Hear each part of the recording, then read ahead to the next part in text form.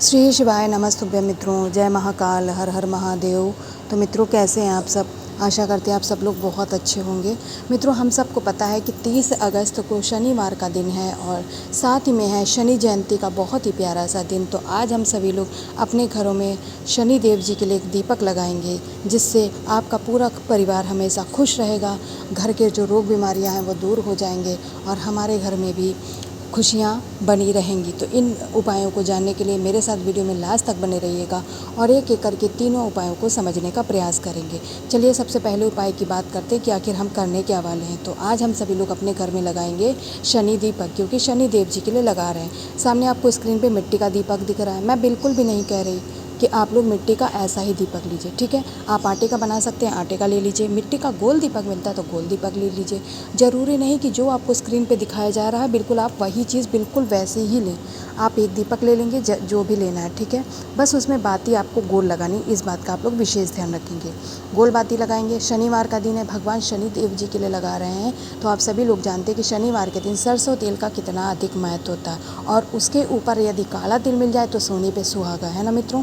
तो सरसों तेल से अभी इसे लगाना है और काले तिल का आप सभी लोग आसन लगाएंगे। इतनी सारी चीज़ें आप लोग इकट्ठा कर लेंगे। इकट्ठा करने के बाद में अब बात आती है कि आखिर इस दीपक को हम लोग प्रज्वलित कहाँ करेंगे, क्योंकि शनि देव जी के लिए लगा रहे हैं। तो क्या हम इसे शनि देव जी के पास ही लगाएंगे? तो नहीं मित्रों, इस दीपक को आप उठा लीजिएगा। आपके घर के जो मुख्य दरवाज़ा होता है, ठीक है, लोहे वाला ज़्यादातर घरों में होता है, लेकिन ज़रूरी नहीं कि आपके घर में लोहे का ही हो, आपके घर में लकड़ी का भी हो सकता है। कोई भी दरवाज़ा हो, आपके घर का मुख्य दरवाज़ा होना चाहिए।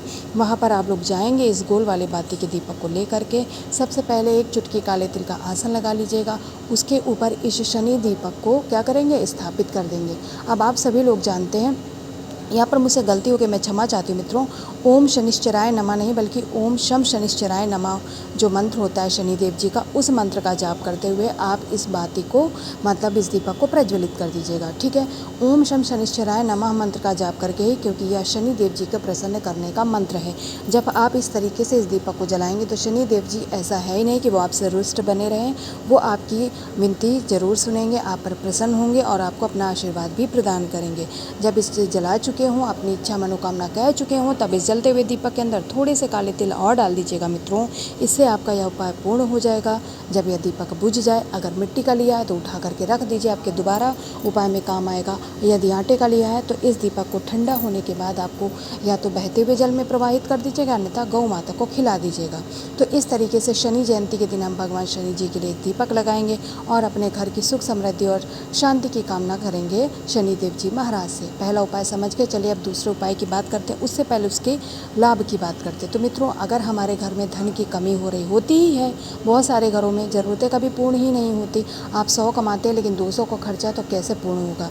तो आप लोगों को आज शनिवार के दिन लेना है एक चुटकी काला तिल। कितना लेंगे? एक चुटकी काला तिल, ज़्यादा नहीं लेंगे ना ही कम लेंगे। गिनती तो बिल्कुल भी नहीं करनी, एक चुटकी के अंदर जितने आ जाएँ आप ले लीजिएगा।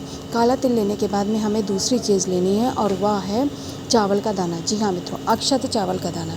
पूज्य गुरु जी ने तो कहा है आप धान का भी उपाय में कर सकते हैं प्रयोग, लेकिन यदि आपको चावल मिल जाता है तो आप चावल के दाने का भी प्रयोग कर सकते हैं, क्योंकि बहुत सारे लोगों को धान मिलने में परेशानी हो सकती है। तो एक चुटकी आप लोग चावल के दाने लेंगे।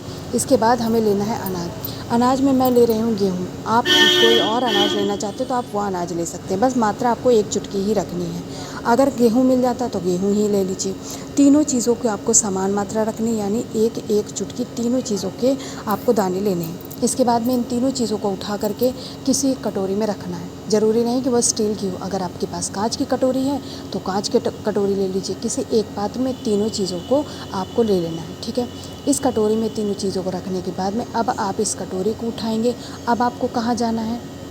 शनिवार का दिन है तो मित्रों, हमारे मन में एक ही जल्दी से सवाल आता है कि हम सारे उपाय शनिदेव जी के पास ही करें। मान लीजिए किसी के घर के पास मंदिर भी नहीं है और घर में शनिदेव जी की मूर्ति भी नहीं है, तो उस कंडीशन में उसे जरूर जाना नहीं है मंदिर, अपने घर के मुख्य दरवाजे के पास जाना है। वहाँ पर आपको श्रम्भेश्वर महादेव जी का नाम लेकर के इस कटोरी को इस दरवाजे के पास में रख दीजिएगा, ठीक है।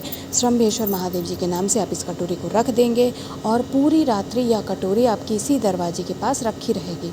बस इतना ध्यान रखिएगा कोई कुत्ता या जानवर ना गिराने पाए, ना ही आपके घर के बच्चे इसे उठाने पाए, वरना वो बच्चे खेल खेल में इसका जो पात्र में सामग्री उसे गिरा देंगे, उसका नुकसान आप ही को होने वाला है।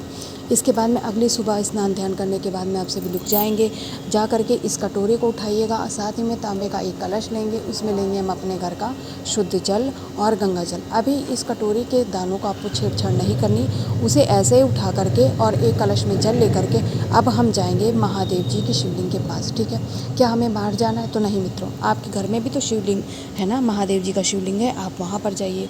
वहाँ पर जाइए और जा करके इस कटोरे का जो भी अनाज आपने लिया, जो जो सामग्री ली है, कटोरी सहित आपको महादेव जी के सामने रख देना है। धन प्राप्ति का उपाय कर रहे हैं, यानी माता लक्ष्मी को प्रसन्न करने का उपाय कर रहे हैं। कटोरी रख देना, कटोरी के किसी भी आपको अनाज को चढ़ाना नहीं है, समर्पित नहीं करना है। ठीक है, वैसे ही कटोरी सहित रखी रहेगी। माता लक्ष्मी का ध्यान करेंगे, माता रिद्धि सत्य का ध्यान करके दोनों हाथ जोड़ करके उनसे अपने घर में हो रही धन की कमी को पूर्ण करने का, यानी आपके घर के धन के भंडारों को भरने का उनसे निवेदन करेंगे। निवेदन करने के बाद अपनी इच्छा मनोकामना कहने के बाद में जो एक लोटा जल लेके गए हैं उसे श्री शिवाय नमस्तुभ्यं मंत्र का जाप करते हुए महादेव जी की शिवलिंग पे समर्पित कर दीजिएगा। अब आपके मन में प्रश्न चल रहा होगा कि आखिर हम इस अनाज का क्या करेंगे जो कटोरी हमने ली है। तो मित्रों, आप उस कटोरी को महादेव जी का आशीर्वाद लेकर के अपने घर पे आइएगा। उस कटोरी में जो भी अनाज है आप कटोरी सहित अपने घर के अलमीरा में रख दीजिए। अगर या उपाय अपने धन व्यापार के लिए कर रहे हैं तो इस कटोरी को आप वहाँ के अलमीरा में रख दीजिएगा। जब आप इसे रख देंगे तो आपके जो घर में धन की कमी है नहीं होगी, आपके खर्चे नियंत्रित हो जाएंगे और माता लक्ष्मी भी आप पर प्रसन्न हो जाएंगी। तो 2 उपायों की बात कर लिए, अब आगे हम लोग बात करेंगे आज करने वाले अपने तीसरे और अंतिम उपाय की। उससे पहले आप सभी लोग जो मेरे आवाज़ पहली बार सुन रहे हैं, मेरे भाई बहन मेरे चैनल पर पहली बार आए हैं, वो मेरे चैनल को सब्सक्राइब और वीडियो को लाइक करना बिल्कुल भी नहीं भूलेंगे मित्रों।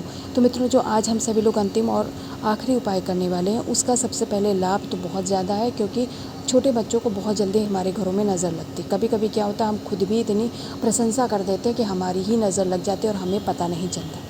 तो ये सामने जो स्क्रीन पे आपको दिख रही है वो है काजल की डिब्बी।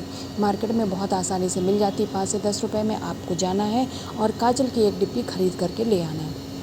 अब क्या करेंगे, आपके घर का जो भी बच्चा है, अगर आपको लग रहा है किसी बड़े को भी नज़र लगे तो आप उसके लिए भी इस उपाय को कर सकते हैं।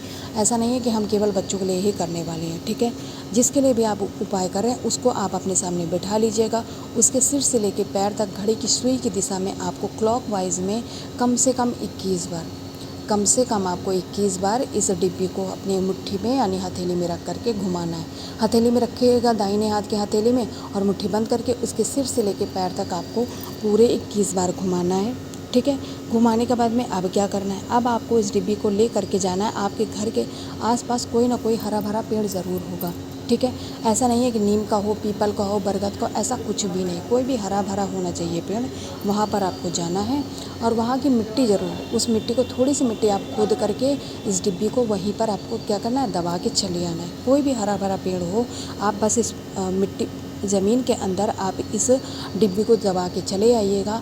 ऐसा करने मात्र से आपके घर में बच्चे को जो भी नज़र लगी है वो नज़र उतर जाएगी, वो बच्चा स्वस्थ हो जाएगा, पहले जैसे खेलने लगेगा और वह भी जब स्वस्थ हो जाएगा तो आप भी प्रसन्न रहेंगे। ध्यान रखिएगा, आपको डिब्बी को दबा के आना है। ऐसा नहीं है कि कुछ लोग क्या करते हैं, काजल निकाल के डाल देते हैं, डिब्बी वापस ले आते हैं, तो ऐसा नहीं करना। डिब्बी सहित आपको ज़मीन के अंदर उसको गाड़ के चले आना है। और जब आप गाड़ चुके होंगे तो आपको पीछे मुड़ करके बिल्कुल भी नहीं देखना है। तो मित्रों, यहाँ पर मैंने अपनी तरफ से पूरा प्रयास किया आप लोगों को तीनों उपायों को समझाने का, और मैं आशा करती हूँ कि आप लोग यह उपाय समझ गए होंगे।